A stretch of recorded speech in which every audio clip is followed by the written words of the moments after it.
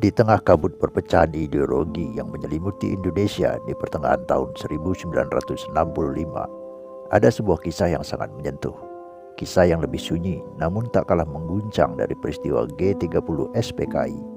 Kisah ini tentang cinta dua insan muda yang tak sempat dirayakan, Pierre Andreas Tendean dan Rukmini Caimin.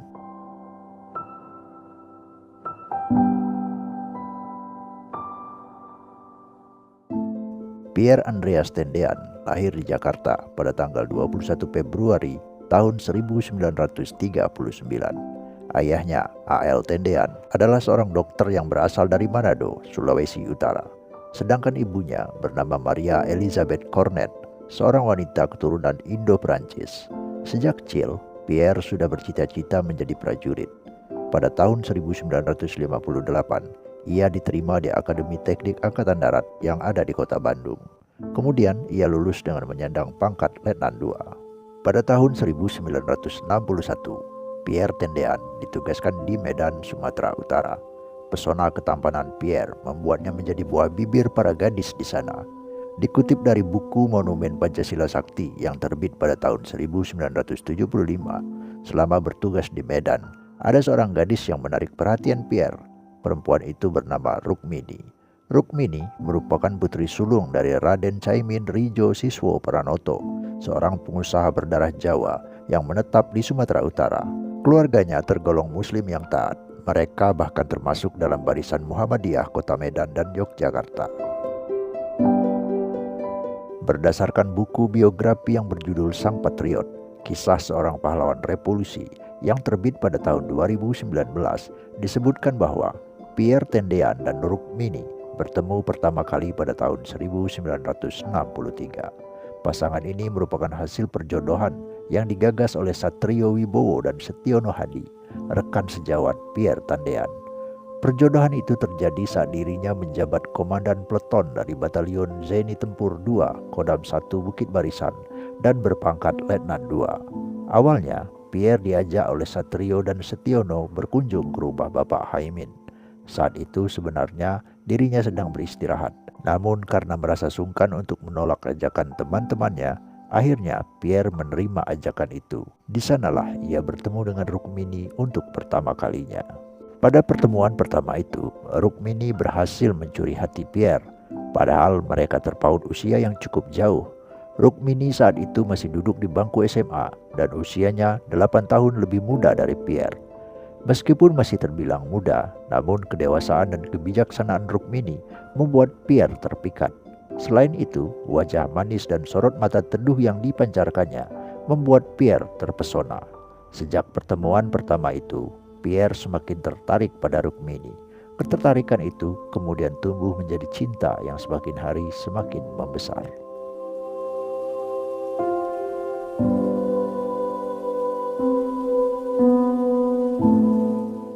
Perlahan tetapi pasti, hubungan cinta Pierre dan Rukmini beranjak serius. Seiring dengan itu, mereka mulai mendapatkan beberapa kendala. Kendala terbesar cinta mereka bukan hanya tugas negara atau jarak usia, tetapi kendala terbesar mereka adalah faktor keyakinan yang berbeda. Pierre adalah seorang Katolik, dididik dalam semangat disiplin dan keimanan sejak kecil. Sedangkan Rukmini adalah pemeluk Islam yang taat. Dalam tradisi keluarga mereka, pernikahan berbeda agama bukan sekadar tabu. Itu adalah dinding yang nyaris tidak bisa dilompati. Beberapa kali Pierre mencoba membicarakan hal ini secara terbuka dengan Rukmini. Namun jawaban gadis itu selalu sama. "Aku tidak ingin kita berpisah karena iman," kata Pierre pada suatu malam saat mereka sedang duduk di teras rumah orang tua Rukmini. Rukmini menatap lurus ke wajah Pierre. "Aku pun tidak. Tapi kita juga tak bisa membohongi diri sendiri. Ini bukan hanya tentang aku dan kamu, Pierre. Ini tentang keluarga, tentang keyakinan, tentang bagaimana kita dibesarkan." Pierre terdiam mendengar jawaban Rukmini. Ia tahu gadis itu benar. Tapi ia juga tahu bahwa cinta di hatinya bukan hal yang mudah untuk dihapus, bahkan oleh tembok sekuat agama. Berbulan-bulan hubungan mereka terombang-ambing dalam ketidakpastian, hingga pada suatu hari, Pierre Tendean harus menjalankan tugas dan meninggalkan Sumatera Utara. Dirinya ditarik ke Jakarta untuk menjadi ajudan Jenderal Nasution. Dan pada momen inilah hubungan keduanya betul-betul diuji.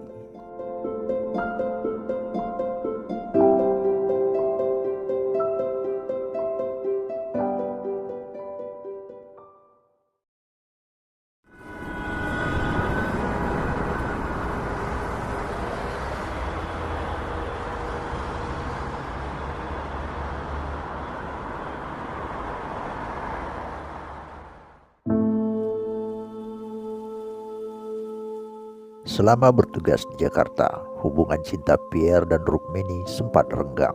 Pierre mulai disibukkan tugas sebagai ajudan Jenderal AH Nasution, sementara Rukmini yang mulai meredam perasaannya dan mencoba kembali ke rel yang benar menurut keluarganya. Sesekali surat dari Pierre masih datang, namun Rukmini enggan membalasnya. Surat-surat itu berisi puisi, renungan, dan pengharapan. Isinya yang begitu menyentuh membuat Rukmini tak mampu membenci Pierre. Ia menyayangi Pierre, tapi tembok penghalang di antara mereka begitu tinggi. Hal itulah yang membuat Rukmini tak berani berharap lebih. Hubungan cinta yang dibangun di atas pondasi perbedaan agama tak akan membawa mereka kemana-mana. Demikian keputusan Rukmini. Namun sepucuk surat terakhir yang ia terima dari Pierre hari itu menghidupkan kembali harapan di hatinya. Di dalam surat itu Pierre berkata dirinya memilih agama Rukmini.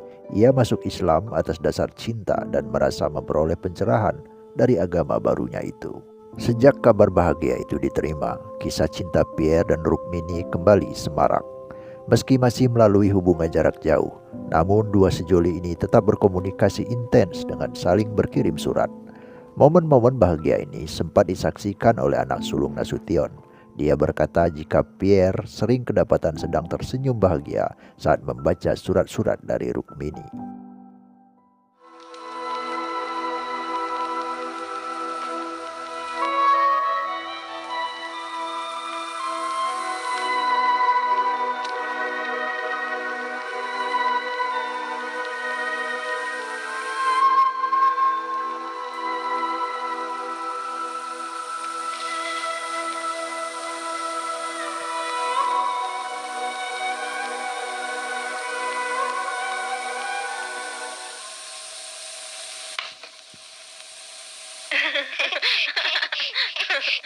Kok Om Pierre bisa baca surat dalam gelap? Oh,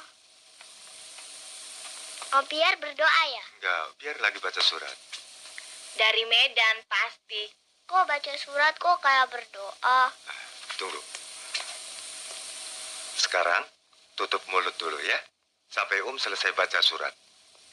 Tapi yang untuk tutup mulut tidak ada. Paling bisa. Emang yang buat tutup mulut apa coba? Jari? Nggak ada. Tuh terbuka. Nih, Terima kasih. Terima kasih. Terima kasih. Pada akhir Juli tahun 1965, Pierre Tendean ditugaskan mengawal Jenderal AH Nasution beserta istrinya ke Medan untuk melakukan peninjauan. Kesempatan ini tidak hanya digunakan Pierre untuk melepas rindu kepada Rukmini. Ia menemui orang tua Rukmini untuk melamar kekasihnya itu. Lamaran Pierre Tendean diterima dan disepakati bahwa pernikahan akan digelar beberapa bulan mendatang, tepatnya pada tanggal 21 November 1965. Kabar gembira ini kemudian disampaikan Pierre kepada orang tuanya. Ia juga meminta saran kepada Johanna Sunarti, istri Jenderal Nasution. Ibu Nasution berpesan kepada ajudan suaminya itu, "Jangan terlalu memuja calon istrimu. Jangan sesekali beranggapan bahwa cintamu terhadap calon istrimu itu tidak dapat dipisahkan oleh siapapun." Pesan itu dinukil dari buku Pierre Tendean yang terbit pada tahun 1983. Ironisnya, pesan itu disampaikan kepada Pierre Tendean tepat 2 hari sebelum peristiwa berdarah G30S terjadi.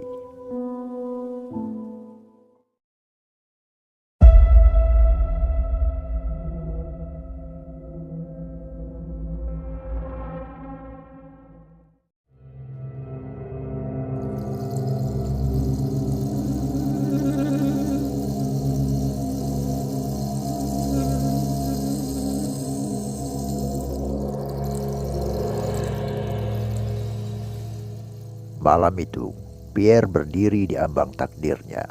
Ketika pasukan tak dikenal itu menyerbu rumah Jenderal Nasution, satu kompi militer bersenjata beserta satu peleton milisi sipil yang disebut Pro Gerakan PKI menyambangi rumah yang berlokasi di Jalan Teguh Umar nomor 40 Menteng, Jakarta Pusat. Pemimpin pasukan itu menanyakan keberadaan Nasution.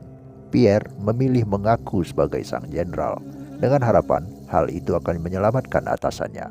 Harapan itu terwujud meski konsekuensinya sangatlah mengerikan. Subuh itu tubuh Pierre diseret menuju ke dalam kegelapan. Tidak ada waktu untuk berpikir, apalagi mengucapkan salam terakhir untuk orang yang ia cintai, Rukmini.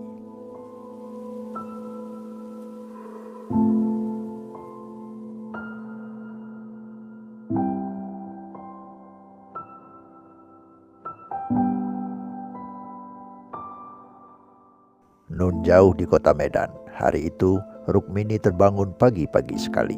Ia terbangun lantaran mimpi buruk. Ia melihat Pierre terjatuh ke tempat gelap. Tangannya berlumur tanah, tetapi matanya menatap Rukmini dengan penuh cinta. Beberapa hari kemudian, sebuah berita yang menggema di radio membawa kabar yang mengguncang. Pierre gugur dan ditemukan di lubang buaya bersama 6 jenderal yang lainnya. Rukmini menangis. Kiranya mimpi yang ia dapat adalah petunjuk atas kabar buruk yang ia terima. Ia harus kehilangan Pierre selamanya.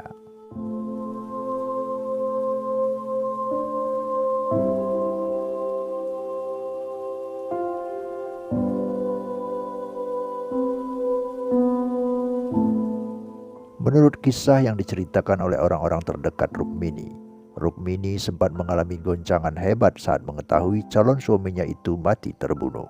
Disebutkan bahwa butuh waktu 7 tahun bagi Rukmini untuk bisa bangkit dan merelakan kepergian Pierre.